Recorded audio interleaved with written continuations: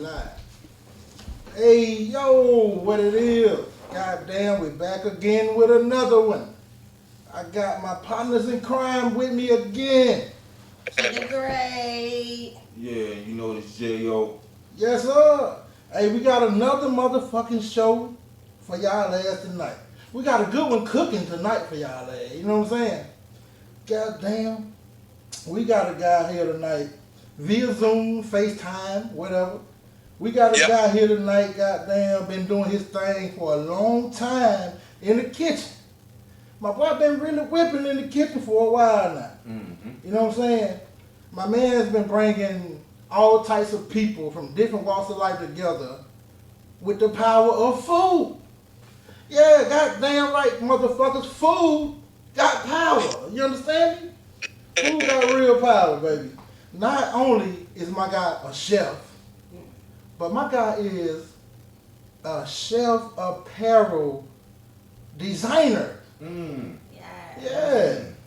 My man got some fire ass culinary. What I'm trying to say, culinary. Help me out. Culinary what? Culinary apparel for y'all ass. If y'all don't know who the fuck I'm talking about by now, oh my bad. It's called Chef to Impress. And if y'all don't know who I'm talking about right now, you're lost. I'm talking about my guy, Rodney Rock motherfucking White. Welcome, Chef. What up, though, man? Hey, man, I appreciate that type of intro, man. You know what I'm saying? That make your brother feel real good if I even open my mouth. Yeah, man. We gotta let them know who the fuck you is, man. Intro. Yes, sir. Yeah, appreciate the love, y'all. Yes, sir. Beautiful to be here, man. Yes, sir. Hey, man, check this out, Rock. We gonna start this thing off with a little game right out the gate, right? Okay. All right, man. So with this game, it's called Rapid Fire. So okay. Whenever we ask you, we just want you to shoot off the first thing that comes to your mind. A 1 to 2 word answer. Okay. And all right, leave man. it at that. I'm gonna start it off. Now how many kids you got, man?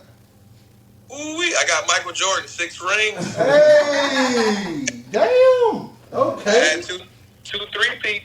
Yes, sir. Okay. Well, this is a good question for you then, baby. We want to know which one of your kids is your favorite child. Yep. How you doing it? So this how I'm gonna answer that. It depends on what day of the week it is. Okay. That's real. You know? That's fucking real. So since it's 7 days in a week, I get a different child every day. God damn it. Well, you get one day for I get yourself. my wife. Oh, my bad. You get your wife. Okay. Yeah. We're going to leave it right there, Rob. Okay. So, to you, what is the favorite place in the world to you? Like, what is your favorite place in the world? My favorite place in the world? Being next to water. Being next to water? Yeah, even if it's like an ocean, a river, a lake, water just brings some level of clarity to me. It's a relaxation, it's peaceful, it's an escape. That's my favorite place in the world. True, that's real. That's real, man. Hey, this J.O., man. What up? I just wanted, cause you know, you do a lot of stuff, man. I'm pretty sure that you inspire some people that you probably don't even know about. But what I want to ask you is, who's the person that inspired you? Oh, that's a good question. That's a real good. I'm gonna say 2 people: Emerald Lagasse and Damon John, the guy who created FUBU. Okay. We'll leave it at that. All right. I'm gonna ask you this. What I'm doing now: food and fashion. True facts. I'm gonna ask you this one. What's your favorite thing to do when you get home from work? Like the first thing you like to do? Favorite thing to do when I get home from work? Honestly, because I'm on a vibe right now, I either like to go hoop, so I like to make sure the jumper's still nice, so I either go work out, get some shots up, go hoop. sit my behind down and sit in my little recliner with my little foot massager. Okay, then. Okay. I know I ain't giving you 2-word answers. You know, I gotta make sure I explain everything. It's all good. It's all good. Okay, so this next question is like, what grinds your gears about? Like, what do you hate about people? Like, what grinds your gears about people? Say it one more time. What grinds your gears? Like, what you hate about people? What do I hate about people? I hate when people do not listen to other people's perspective. So, like, I'm cool with disagreeing with you. I'm cool with that. But I'm willing to hear why you feel so strongly about your point of view. Okay. Right. So that's what I don't. I feel like that's the reason why we can't have a conversation. Because no one wants to listen to someone's perspective. Okay, well, I'm going to hit you with this one right here. To you, what is the greatest era in American history to you? The 90s, because gas was like under $1. Okay. I can dig it. But no, the 90s, because it was fun. Like, that's when, like, we used to be outside. We used to kick over the fire hydrant, play with the fire. Like, that's where we played outside. The ice cream truck. I can dig it. We're going to leave it right there, Rock. We're going to leave it right there. Hey, so the next question is, since I heard you say you like to work on your jumper, so you deal with the ball a little bit, okay? Yeah, so, I'm nice with it. And I also heard you mention that you prefer the 90s. So I'm going to ask you, who is your GOAT of the NBA? All right, so, dang. My favorite player is Melo. Okay. But it's going to be real tough not to say LeBron over Jordan right now, for real. Okay, now, we're going to come back to that because I got to ask you. Yeah, we're gonna leave it right there, Rock. We're going to leave it right there. We're going to leave it right there. Okay, so if you was to win the lottery tomorrow, what's the first thing you doing off the jump? Out the gate. Oh, first thing I'm doing off the jump? Yeah.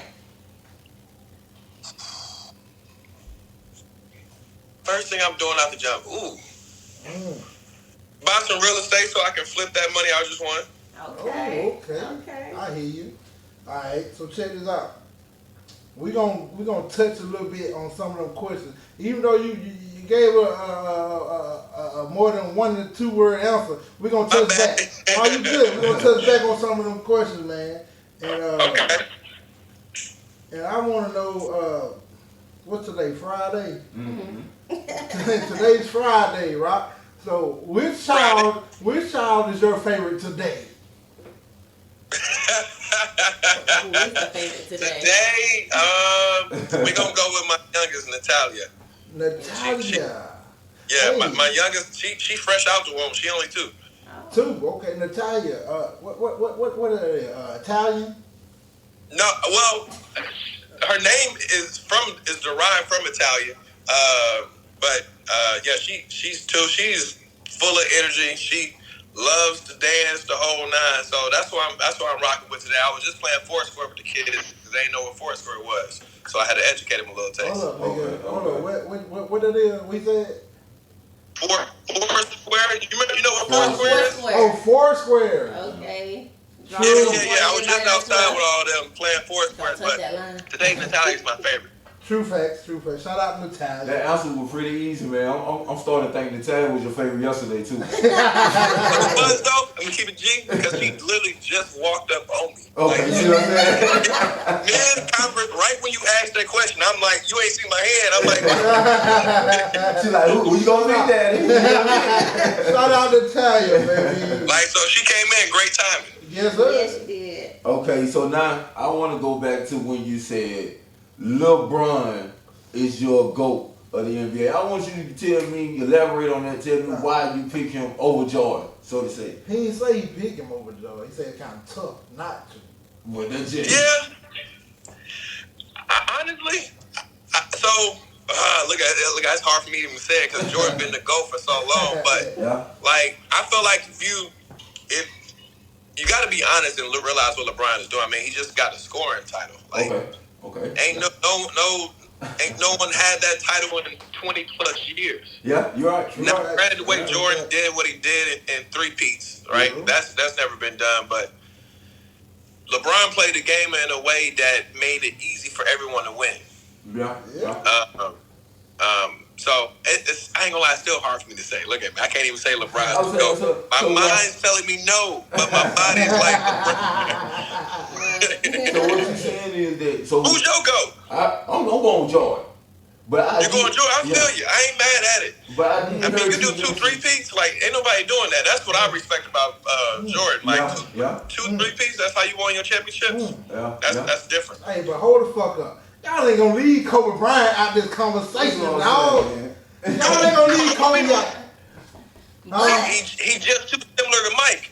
That's all it is. True, but still. Yeah. Kobe inspiring. Mike, it's hard to say Kobe. Kobe inspiring a whole new generation now. All the young niggas in the league now, I got that Kobe mentality. Yeah, they want Kobe. They got that Kobe mentality. That Mamba mentality. Yeah. You see what people do, they be like, Kobe. Yes, sir. Yeah. Yes, sir. So you saying 2 years ago, what his name is? Kareem was your GOAT? Hell no. No. Because I heard you mention the scoring title. I would say, honestly, I would keep it G. I'm gonna still probably say Mike right now. Yeah, keep it all the way G. Yeah, that's who the GOAT is, because Mike revolutionized the game. Not just the game of basketball, but ain't nobody really out here saying, "Let me get a pair of bronze." Like, Mike's shoes is still legendary. Yeah, that's true. So, like, on the court, off the court. That's true. Yeah. Now, what separates Bron off the court is that, he stands up for a lot of the social justice and things of that type. Yeah. But that's stuff that Mike didn't do. Yeah. But on the court, it's still Mike. Hey, to each his own, brother. To each his own. But y'all heard who we say his favorite player is, right? Melo. Yeah. Oh, Don't forget your Melo. Hey, Melo's a bad motherfucker. Oh, yeah, Melo. Yeah. He just retired this year. He would retire when the Nuggets won their first championship, too. And that's why we drafted him. Hey, that's how fucked up. And then you see that shit, they were talking about who jersey they were going to, him and Jokic wore the same number. And Yeah. But see, Jokic finna get the number now because he won a championship. Melo, he might get the number retired in New York. That's crazy ironic. He retires the same year the Nuggets win, and the MVP is the same guy who got his jersey number. That's fucked up, yo. Yeah. So let's get into the next one. You say your inspirations. You had 2. Yes. Go into it. I forgot the names. My inspiration was Emeril Lagasse and Damon John. So Emeril Lagasse, he was like my Michael Jordan in the kitchen. Okay. Because he was the first person that had like a cooking show. He actually had some personality with the whole bam. Like, Emeril was everywhere. I ain't gonna keep it G. I got a pair, so y'all probably don't know this, but Emeril has his own like clothing line. I had a pair of Emeril shoes. Emeril, chef. He the chef. Yes. Yep. Emeril was the chef. He was big on Food Network at one point. True. He just go by Emeril, right? Yep. Emeril okay, Lagasse I know is you his name, talking though. about. Yeah. When you said the last name, it threw me off. I know you talking about. Yeah. But as far as in the fashion world, it was Damon John. Okay. Because I think at one point you couldn't go anywhere without seeing FUBU, the whole Fat Albert collection at one point. So I feel like within Damon John, I just really gravitate to the way he hustled and how he really, like, his story, like, he was going to like people's video shoots, giving them apparel just to rock in the video and stuff like that. Like, so I mimic a lot of that behavior when I'm going to different I'm going to New Orleans actually. I'm going to Emeril's restaurant here this weekend. Okay. But I'm going for American Culinary Federation show. So I'm kind of take some of that hustle that Damon John does and really gravitate to the people. True. Right. Who's the other inspiration you said you had? Where you been? Oh, you said That's that Reggie, man. Was that Reggie or Black and Mild? Which one is that, man? Oh, did you repeat what you said? I be off sometimes, bro. Hey, well, check this out, Rock. We gonna get into a little bit of why you on the show, bro. Dig that. I mean?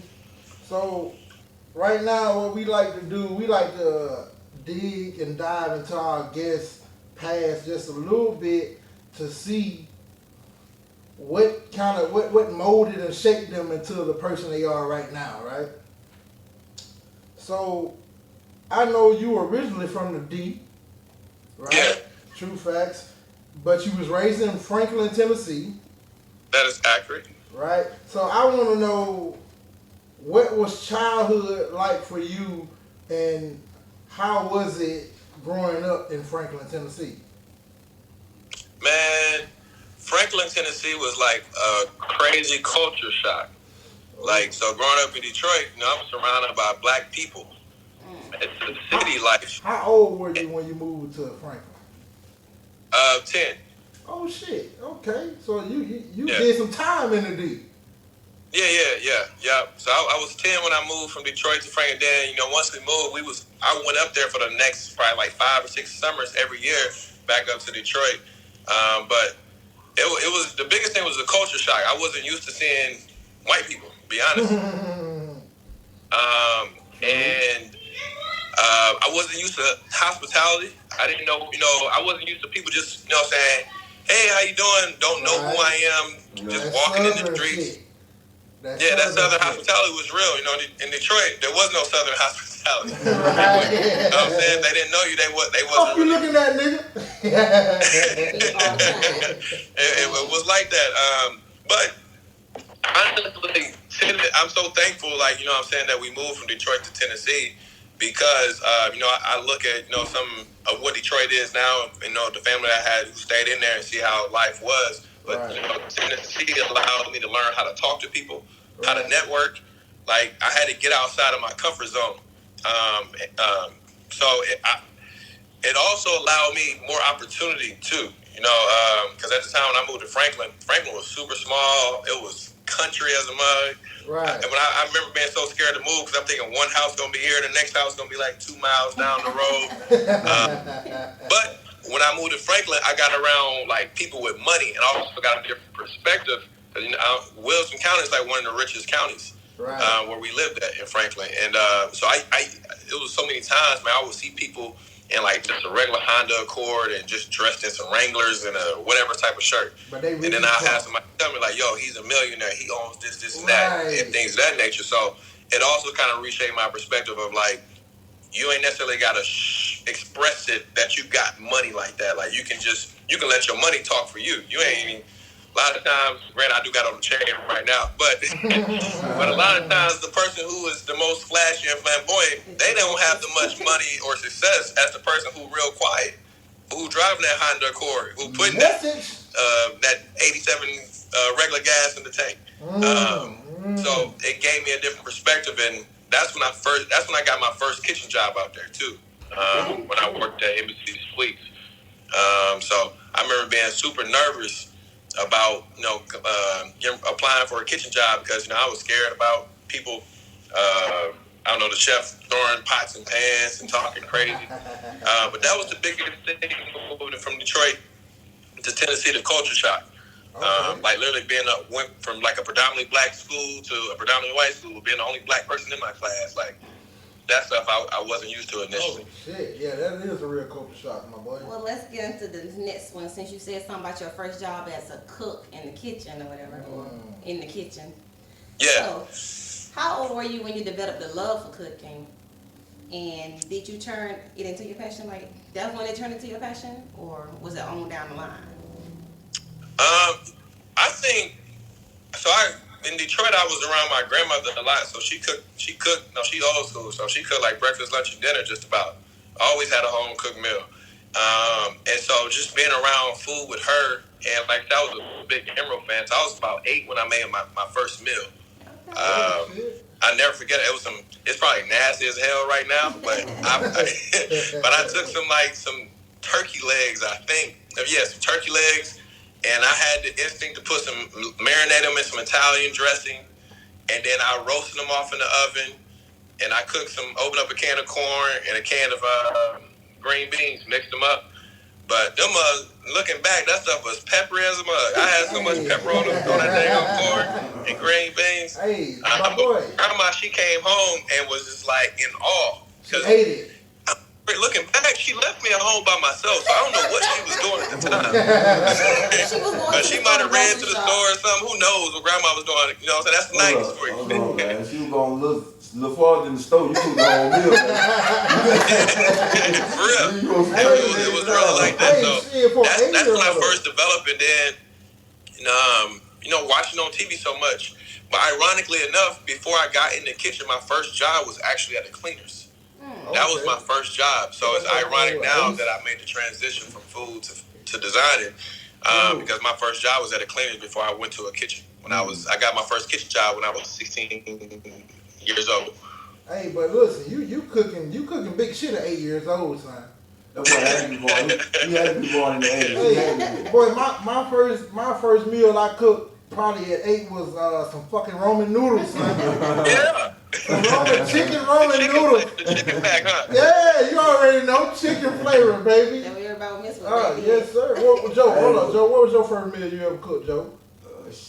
Well, probably some noodles. Yeah. Probably some noodles. Key the great. What's your macaroni? I love macaroni. So. In the box. You Yeah. put that crap. Yeah. Okay. That crap in the box. The crab. Okay, yep. Get you up through. Right. So I want to ask you the next question, man. It go right with what you said about you cooking your first meal at 8 years old. So I wanted to ask you about the first job you had when you said you was in the kitchen at 16. What were some of the challenges you faced when you first started, and what are some of the challenges you face now? The biggest challenge, honestly, out the gate was the lack of confidence, because I had no experience. And so, like, I was easily intimidated with, like, cooking. Like, it's like you know how to cook, but, like, now I'm like, oh, shoot, I feel like I was in the big leagues. I'm amongst people who do this. These people in here, like, 2-3 times my age in there. Right. And so I'm the youngest person in the kitchen. Everybody treat me like I'm their son, so they talking to me as if I'm their child, telling me to go do this, do that. The funniest thing, so in any kitchen, at least that's how it used to be when I grew up in the kitchens. Like, they do like almost like a rookie hazing, if you will. Right. And so I never forget. They told me, they was like, so I worked at a hotel at Embassy Suites. I was in the kitchen, and they was like, hey, go up on the 13th floor and get a left-handed spatula. Mind you, this is only my third day in the kitchen. So I'm like, I'm nervous. I'm like, yes, chef. Left-handed spatula. So I'm going on the elevators, go up. I'm looking for him. I'm like, looking stupid. So I come back down about 45 minutes later, because I was so paranoid to come back down without the left-handed spatula. The entire kitchen is laughing at me. And my chef was like, do you even realize what a left-handed spatula is? I was like, no, chef. And he was like, there's no such thing. Go in the room and go get you a spatula, man. And so, like, little fun things like that they did. So, true fact. I was about to ask you, what the fuck is a left-handed spatula? See what I'm saying? they had me going for a little minute. So it was definitely an experience. But by the time, I spent like 3 years there. But by the time I left, man, they blessed me with like my own knife kit, like this culinary Bible where it has like every ingredient and what pairs with it, because they knew I was going to college and stuff. So like they really, really took care of me. But the growing pain was just not having confidence, because I had no experience. Like, I was so green in the kitchen. Right. Hey, so go ahead, Joe. So what some of the challenges you face now, though? Now that you the chef, and you sending people to get the left hand spatula. and I have done it though. I ain't even gonna hold you. I have done it for people. I'll make up something. Go get me that right hand ice cream scooper. Not on a dummy mission. But the challenges now, from going from where I once was at until like going into being a chef and owning a restaurant, things of nature, is dealing with people. Because sometimes, man, I see myself as someone, like, I'm so much more conscious now, like when I'm working with people, on how I respond to people, how I talk to people, because I know what it's like when you ask them. Sometimes I feel like no matter how nice you say something to somebody, they still got an attitude. Like I can be like, hey, do you mind going in the back, grabbing those carrots, bringing them up here for me, pretty please? And they'll still just look at you like I just asked them to clean the ceiling. Like, dog, like, so that's probably some of the challenges I face day in and day out now, within being in the kitchen, is, just dealing with people and their personalities, their attitude.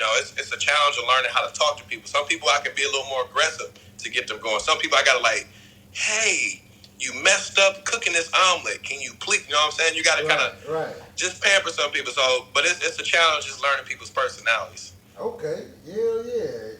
Personalities is a motherfucker. Oh yeah. It's a mother. You got to deal with a lot of different motherfucking personalities every day. Absolutely. You kind of answered this motherfucking question earlier though, but I'm gonna ask you anyway though. I want to know who was or who is your favorite chef and why. We kind of know the answer. Now, well, you know who I'm gonna say my favorite chef. Okay. Now is I would say would be Darnell Ferguson because he wears chef to impress. That's my favorite chef currently. Okay. I grew up on Emerald. Right. But I would say my favorite chef now is I would say Darnell Ferguson because he was one of the first people to wear chef to impress on the grand stage on Food Network. Shout out to Darnell, man. Shout out to Darnell Ferguson, man.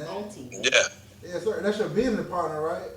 Yeah, that's my business partner. But before business partner, we brothers before that. So it's very seldom do you get a chance to go into business with family. Already. It's a tough situation. I had almost some family. It's tough. So yes, sir. So what is it like to be able to go back and talk to the kids of your where you from? Yeah, like where you from? Like how's it to go back and talk to them, give them encouragement, stuff like that? It was super cool. Like it was real cool, humbling.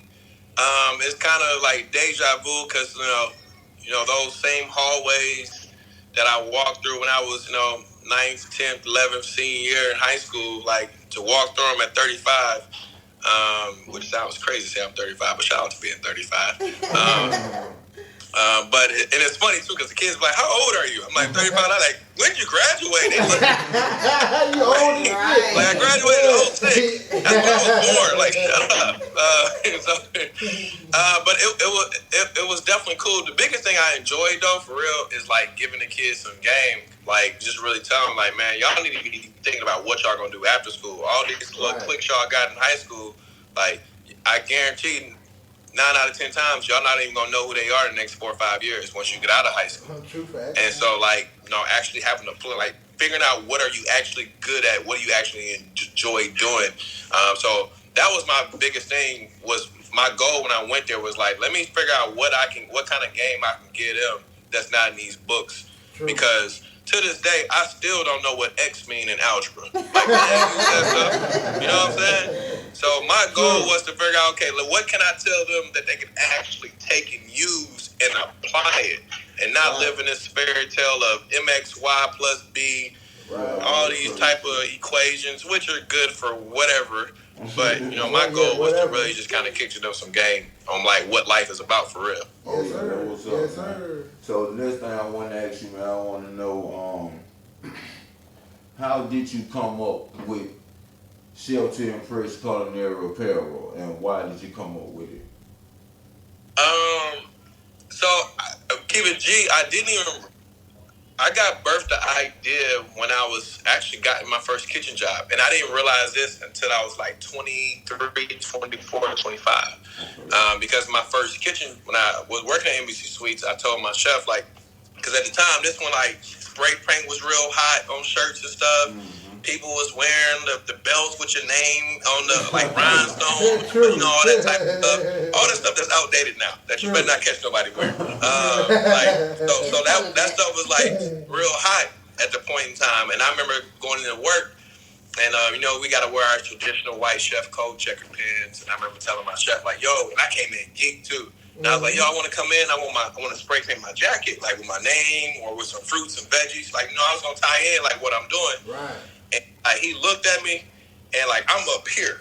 He looked at me and said, "You'll never wear that in this kitchen." He said, "You," and like just dropped my confidence down. Damn. And it wasn't until I was me and Darnell, we started Super Chefs, and when he was talking, he's like, "Man, what else you like doing?" I was like, "Be honestly, man, I think I want to start designing culinary apparel." He's like, "What?" He's like, "What you mean?" I was like, "Man, I hate wearing this same traditional white chef coat, black pants." And being able to have the platform of owning my own business it allowed me to wear whatever the hell I wanted to wear and not have to answer nobody because I'm the boss. Who's gonna tell me no? And so once I started, having my own restaurant, the first person I designed something for was myself and Darnell, and then one of my guys, Marcus Child. So the beautiful thing is, all my friends, they are chefs. Right. And so they allowed me. It was a lot of times when I first started, like I wasn't making no money off of designing chef coats for nobody. I wasn't making nothing. Like I was in such a need of like getting practice and reps. Like I was just like, yo, let me design something for you, blah blah blah. Sometimes it was costing me money to design stuff for people. Like I was still coming out of pocket $30, $40, $50, $60 to design something for them. They didn't know that. Right, I just charged whatever. And so just seeing like a void where if you look how chefs are now and where they were at 10, 20, 30, 40, 50 years ago, like the dynamic has changed. Like you can wear tattoos, you can have nose piercings, you can have change on. Like people come in the kitchen with green, orange, purple hair. Like people got personality. People got braids in the kitchen now. A lot of this stuff was frowned upon at one point. So I really enjoy a lot making people look good. I like watching people have confidence when they cooking because just like with anything, I know when y'all step out, right? You if you going on a date, you gonna put on your nice threads, right? And you step out, you're gonna walk a little different. That Denzel walk probably gonna be stroking a little more. You know what I'm saying? The ladies gonna have a little more twist in the hips when they walk, when they got their nice skirt on. So like, watching people have that level of confidence is what I enjoy. But I love watching them have that confidence when they're wearing Chef to Impress in the kitchen and knowing that like, okay, I got this dope chef coat on, dope apron on, dope whatever from Chef to Impress. Like I gotta perform. So that's what I enjoy doing about it. Yeah, man. Listen, and I've been following you on Facebook for a minute, and that shit that you got, man, that shit nice. That shit fire. I appreciate it, yo. I sincerely do. That shit is really fire. That shit just make me want to buy some and just go in the kitchen and shit and just wear it in the kitchen. You know what I mean? That's what it's supposed to make you do. Yeah. That's what it's supposed to make you do. That shit made me feel like if I wear it, I'm gonna cook better. You know what I mean? No. That's what it's all about for real. And the biggest thing, so that's I went from doing like the chef coats and aprons, and I started doing shirt. Like this shirt I got on now. On the back of it, it say put some respect on my cooking. Right. And so like I grew up in a household of competitive cooking. Who got the best macaroni in the house? Who pound cake is better? Things of that nature. Right. So it's a fun time in the kitchen. So true. That's what I love to do, make people feel good and look good. That was up, man. I just thought about I just thought about two funny shirts for your. One of them is who made the potato salad, and the other one is I put my foot in this. I like that. Yeah, I like that. You had that. I like that. I like both of them. I really like that. Who made the potato salad? Because that's always the question in every barbecue. Hey, you make that shirt. Shout out to J.O. Shout out to J.O. You make that shirt. Shout out to Real Life for Real, man. Yeah. Podcast. Yeah. I got you. That's a bet. Yes, sir. That's a bet. Question: Y'all like eggs in your potato salad? Hell yeah. Yes. Hell yeah. Yes. Hell yeah. Eggs in the potato salad, not devil egg potato salad. They do have that in the Walmart store though. They have the devil egg potato salad and the eggs in the potato salad. They sure do. They sure do. They got all kind of shit. But it don't taste like devil eggs. Since you asked that, how the hell you make your potato salad, right? You put raisins with in it. With no egg. We got no eggs. The only reason though, I don't like eggs. Okay. That's the only reason. I cannot stand eggs. I don't like the texture. I don't like the taste. I don't like the smell. No eggs. I don't like nothing. I can eat like in a cake or like in a pancake batter, something like that. But like far just like you'll never catch me eating double eggs, scrambled eggs, hard-boiled eggs, nothing. So as a chef, if I want you to make me some shit and I say I need some eggs in my potato salad, you gonna make that shit, right? Oh yeah. We gonna make it because we gotta get the bag, and that's what we definitely gonna make it. So the taste buzz is going. I taste it to make sure, okay, and I'll make sure I got a team with me too, because I sincerely can't stand it. Like anybody who know me, like I do not like eggs at all. Like my cousin actually ruined that for me to keep it all the way G. What's his name? What's your cousin's name? Terrell, actually. Goddamn Terrell. How he fuck up eggs? My cousin Terrell. I kid you not, man. I had to be like 14. We stayed the night over his house. I think James might have been there too. And he made me an egg and serve sandwich. Oh hell no! It was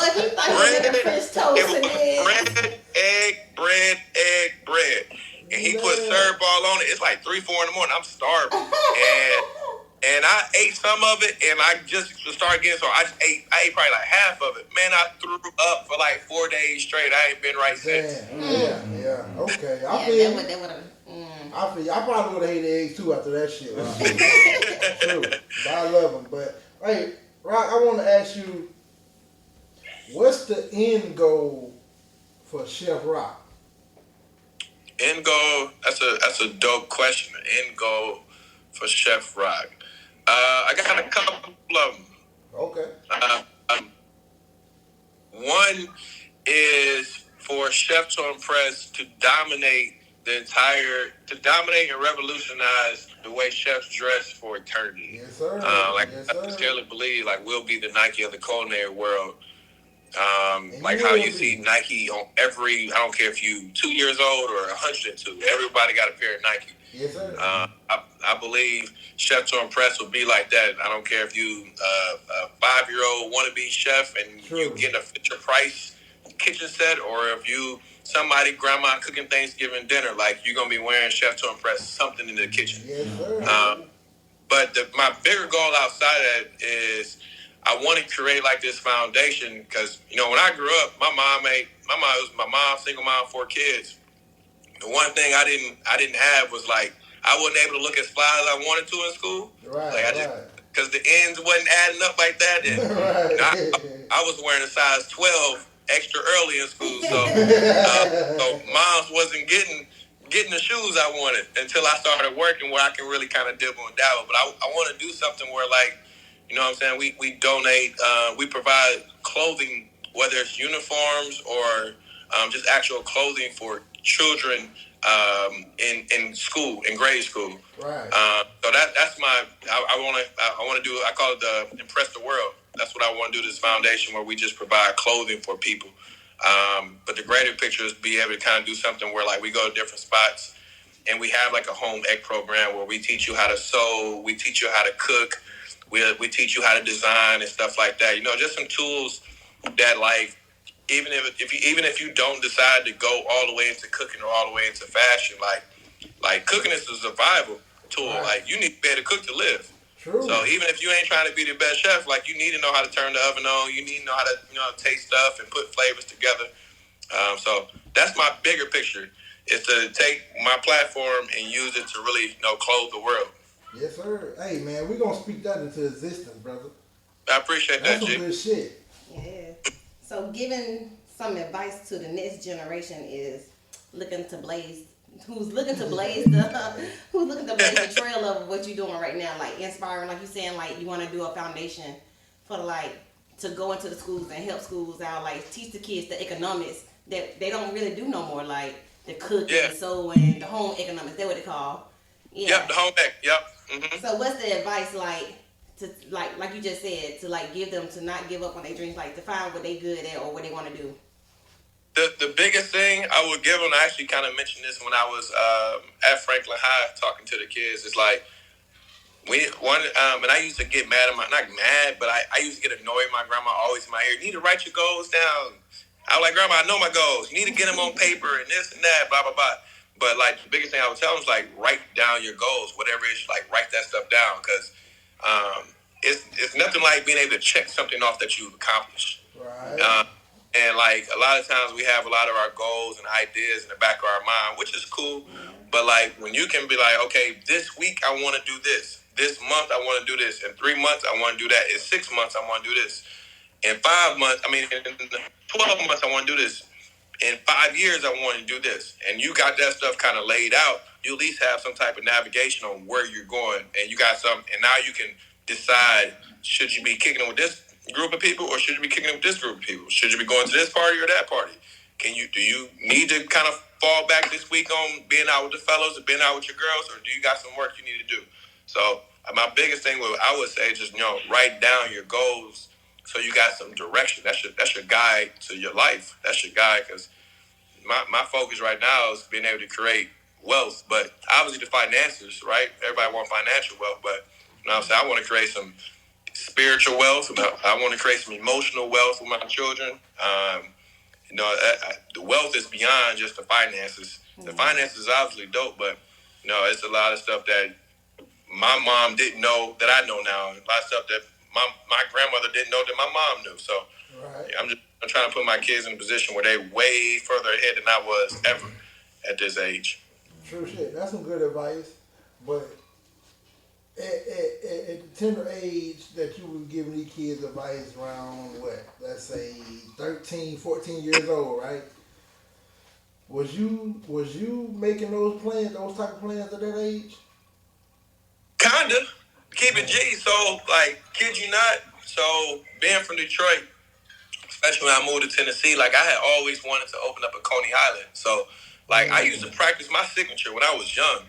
Right. At a young age, I used to practice my signature. Had no idea what I was going to use it for. Right. This is before I even really knew if I wanted to cook, or definitely didn't know nothing about designing.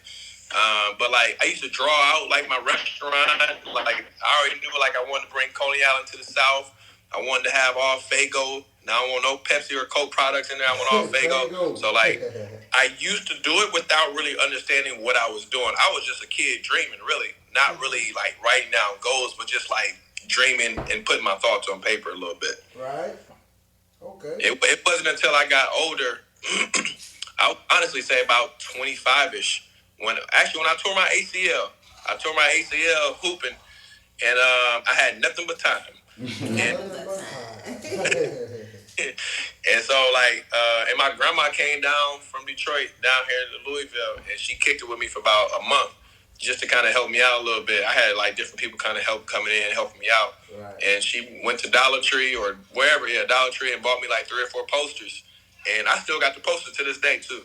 And was writing down all my goals. And so what I did during that time is anybody who came over to my house, I made them write down a goal and date it.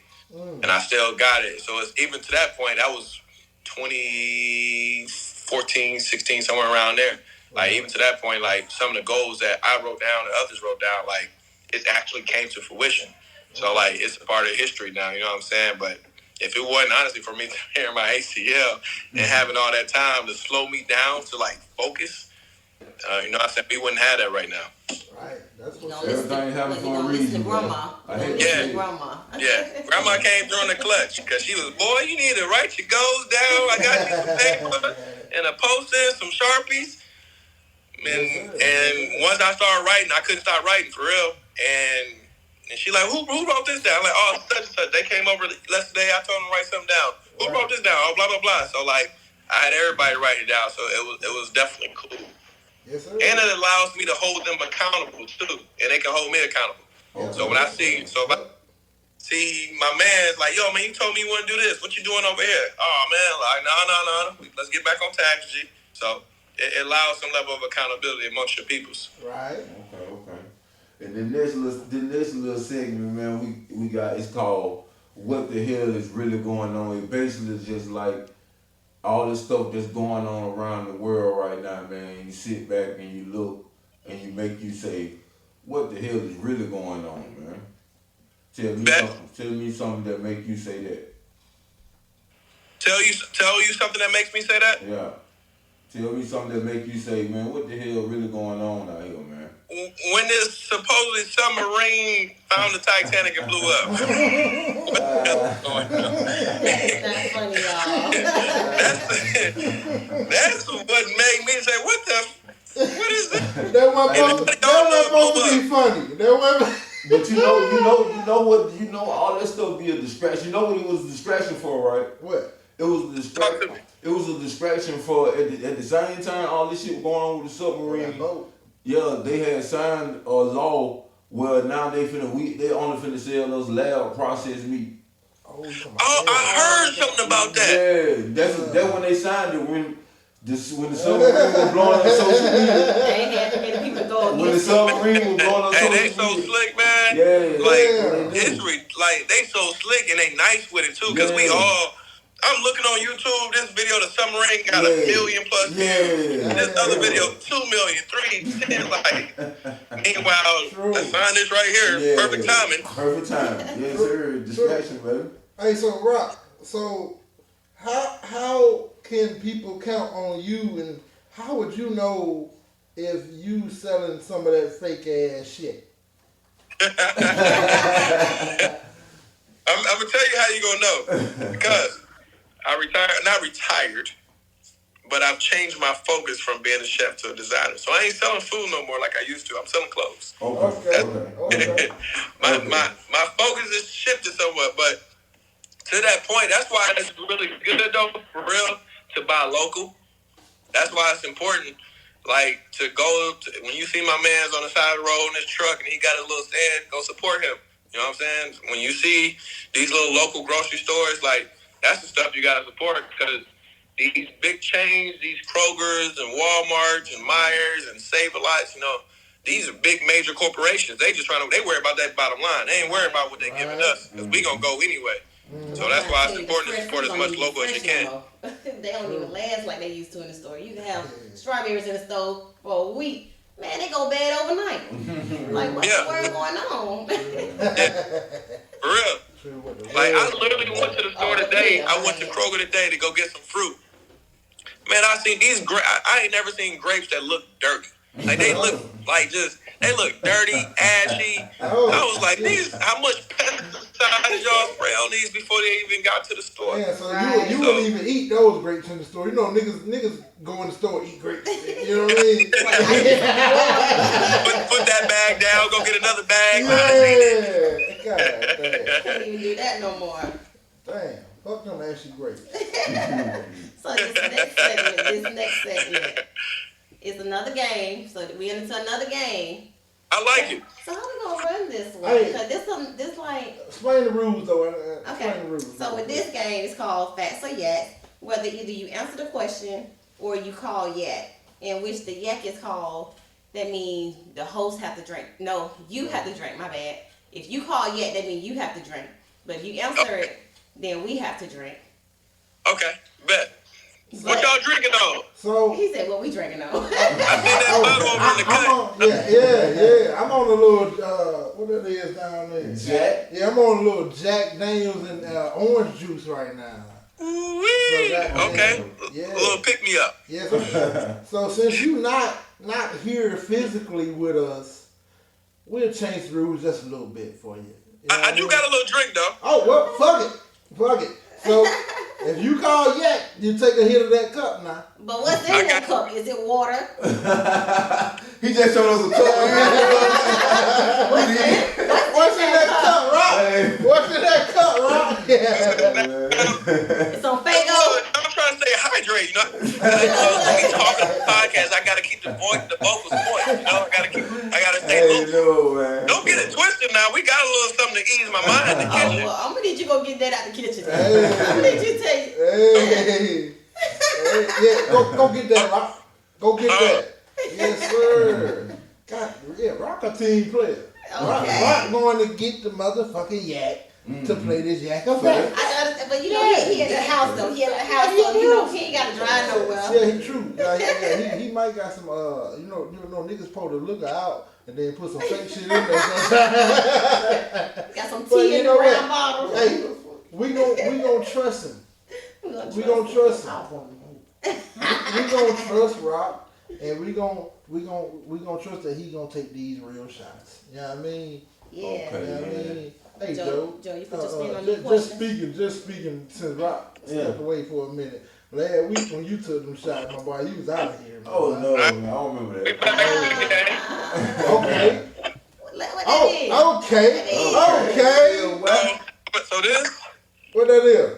Vanilla. So this is called limoncello. So it's like a lemon liqueur. It's almost like a it's 30% alcohol, it's sweet lemon. It's good with like any type of fruity type of drink. This is something my wife be on. Right. So had this in the cup. So I mixed with like a little lemonade. She drunk all my strawberry kiwi juice I had.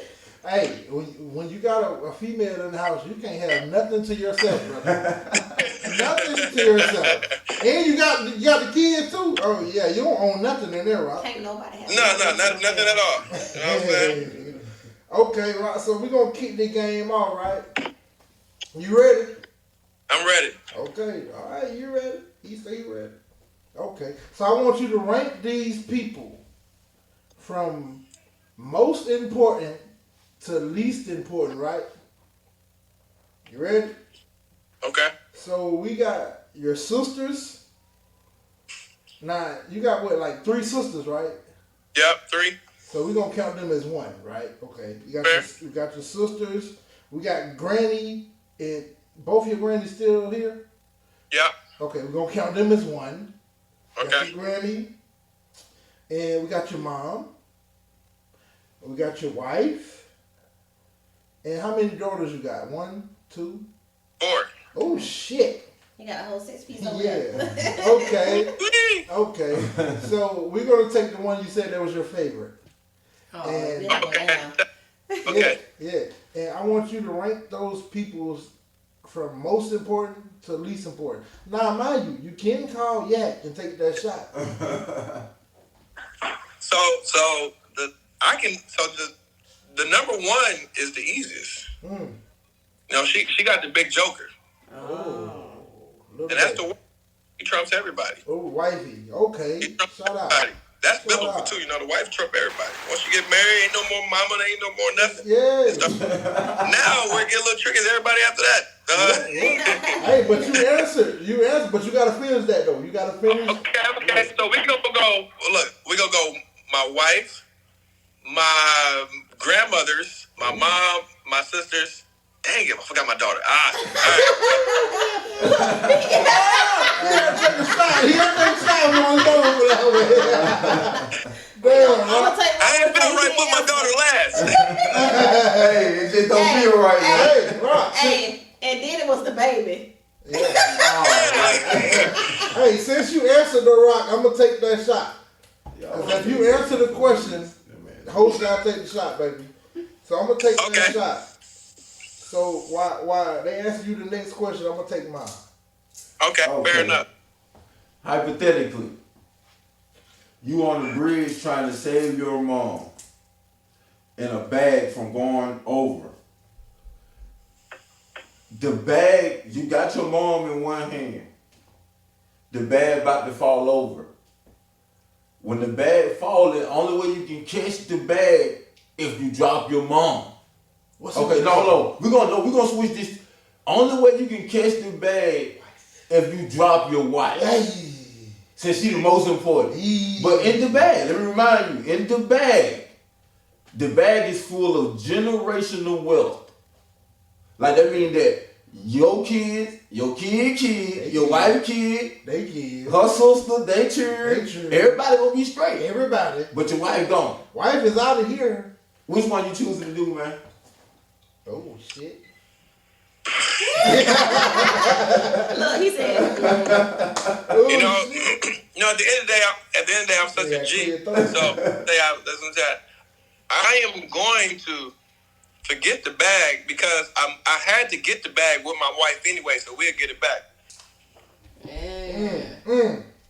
So you trying to tell me forget the bag? Forget my grandkids. Because I had to have gotten it with my wife anyway. Fuck them grandkids. No,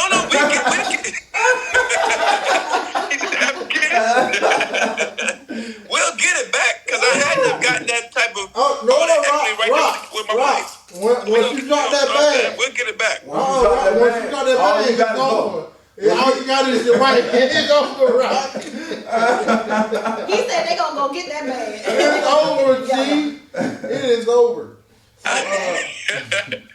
Okay, so the next question is, what year did The Rock make his debut in the WWF? What year did The Rock? 96. Ooh. God damn. Hey, you right. You right. You right. And how you know that? Hey, I'm Because gonna I'm tell a you. fan. I'm gonna tell you how I knew you probably would have got that answer, right? Because his name. Yeah, number one. And number two, because I hear I don't know if you still are, but I hear you was a real big wrestling fan. Like you had all the figurines and all that shit. You know what I mean? So did rock come from you being a wrestling fan, or did it come from Rodney? It came, actually, I would say later on in life, it definitely came from being a wrestling fan, because I was crazy. Like, my mom still got all my wrestling men. Like, my nephews and stuff play with them. My kids, when they go back home, they play with them. Okay. But the nickname Rock came from my dad, because they used to I'm a second, so they used to call him Big Rock. Right. And then when I around, they called me Lil Rock. And so once I got a little more hair on my chest, I dropped the Lil and just became Rock. Okay. Hey, shout out to the nickname Rock. My grandma used to call me Rock, man, when I was little. So you know what I mean? Word, my man. Yeah, so we rock the rocks in this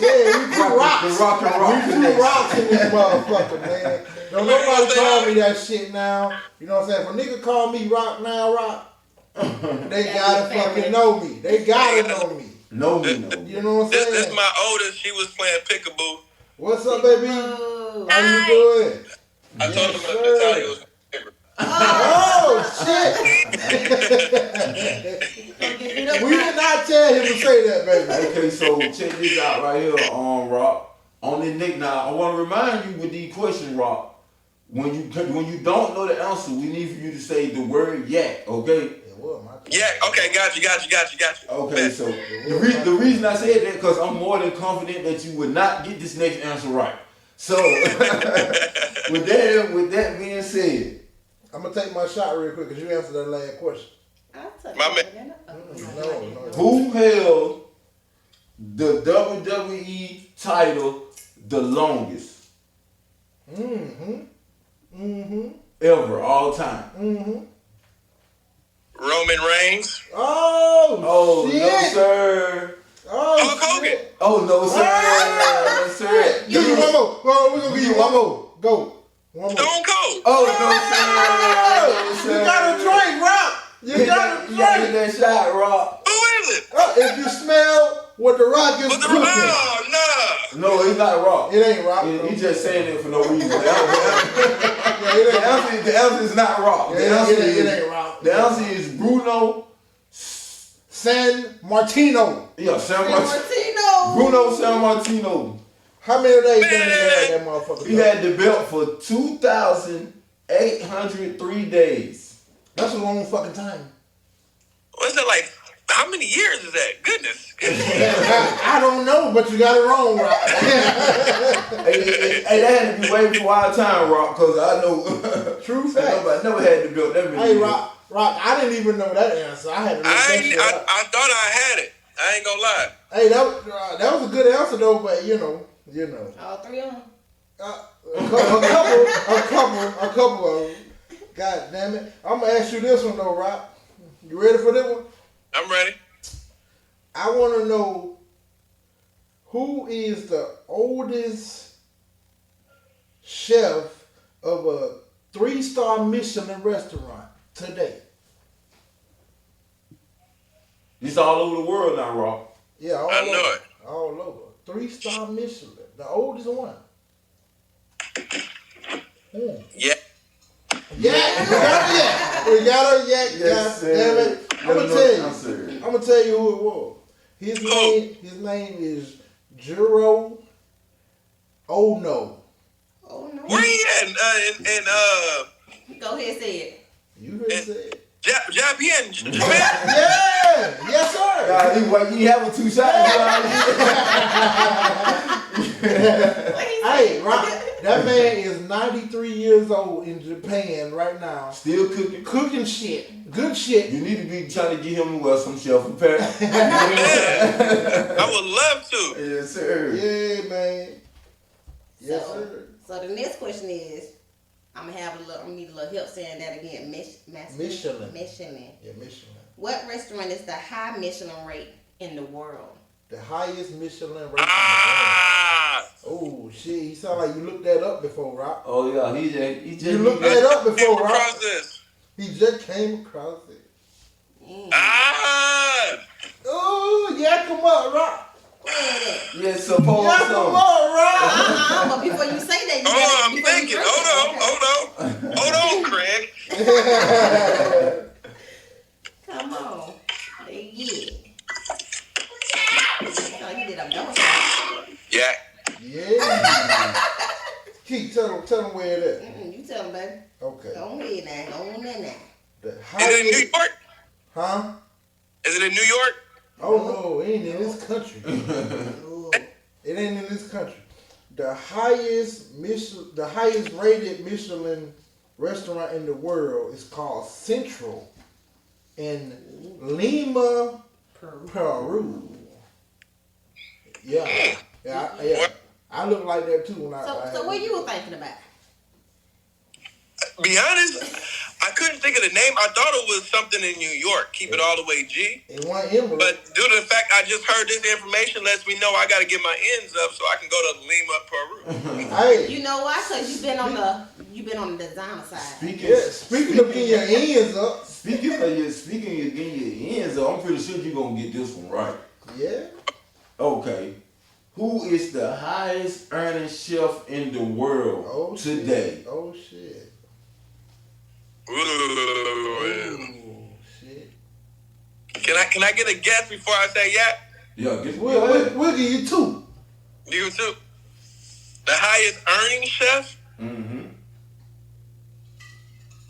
I was about to say Martha Stewart, but she ain't a chef. Chef. Gordon Ramsay? Strike one. I felt the strike. Strike one. The highest earning chef? Guy Fieri? Ooh. No, sir. Ooh. Dang! Ooh, strike two. As Siri. I did. Why I had my phone in my hand? I asked Siri, my boy. I will let you know the answer, man. And the answer is Alan Wong. He earned over $1 billion just cooking. Woo! Hey, you ever heard them little that little shit called like the little poke bowls? Yeah. Yeah, my boy tapped in with that shit. Oh, Yeah, that's why his money long like that. Yeah. Okay, I knew. Yeah. Okay. Alan Wong. Shout out to Alan Wong. I like how you said like you know him too. You don't know what? Hey man, that's just Alan. That's just Alan Wong. You know my man. Yes, sir. Hey, by the time you get to know Alan Wong, just make sure you mention us. Then I will know that nigga. Just make sure you mention us. You know what I mean? Hey, but check this out, Rock, man. It's been a motherfucking pleasure. It's been a joy. It's been an honor. Yeah. To have you on this motherfucking podcast tonight, man. You know what I mean? And we see what you're doing. We see what you got going on. Now I didn't know that you was focusing more on the clothes than the food. You know what I'm saying? But I respect it. Yeah. Yeah, I respect it. And I gotta get me one of them dope ass. Now can I put my input on how I need my chef coat to look? Yeah, okay. Absolutely. That's what got me started. I was doing custom work before I started doing collections. Okay. True facts. So Absolutely. Yeah, so you're gonna have to put some Chuck Dog, Chuckster, I'll put rock on the back of it. Hey, put it on the side over here. On the side? Yeah, put it on the side or something over here and put real life for real on the back. You know what I mean? That's the bet. I got you. We appreciate you coming on tonight, man. You know what Absolutely. I mean? It's been an honor.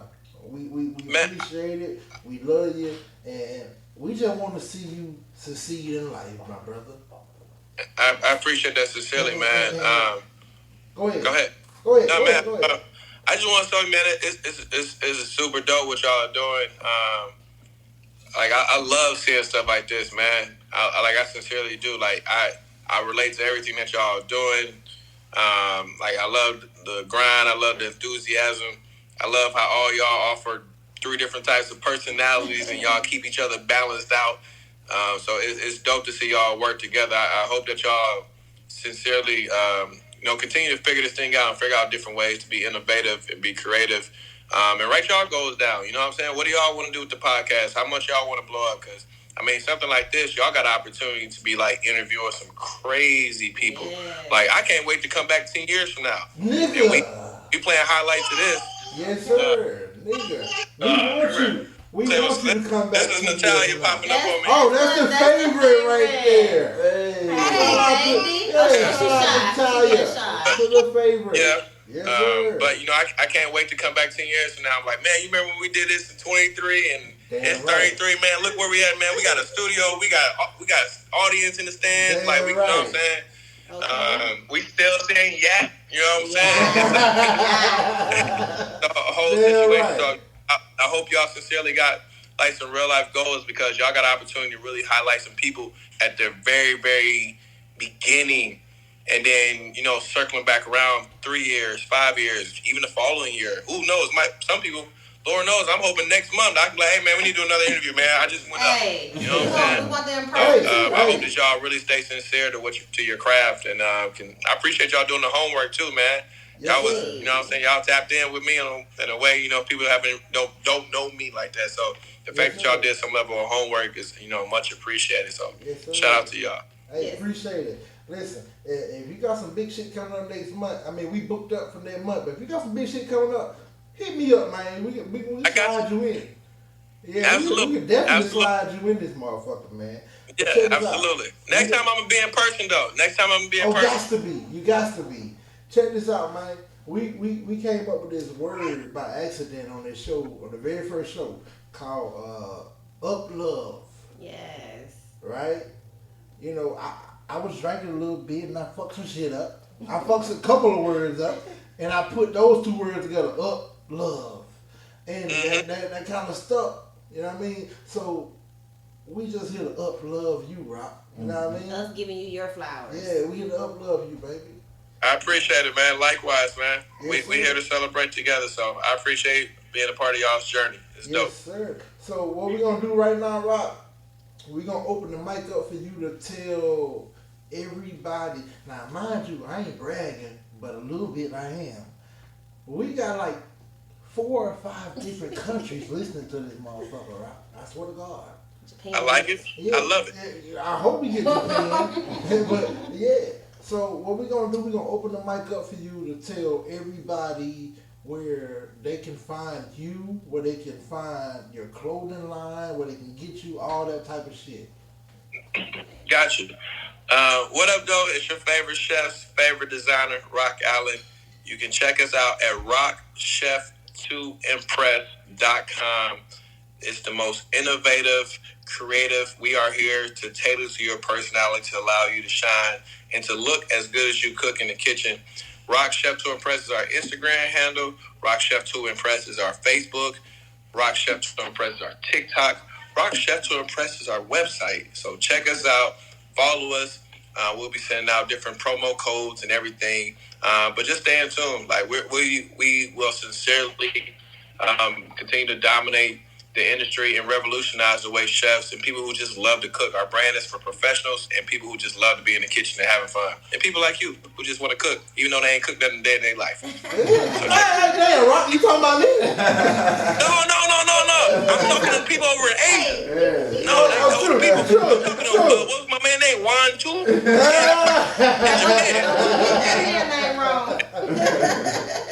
True facts, man. Y'all heard it here, man. This is Rodney Rock White motherfuckers.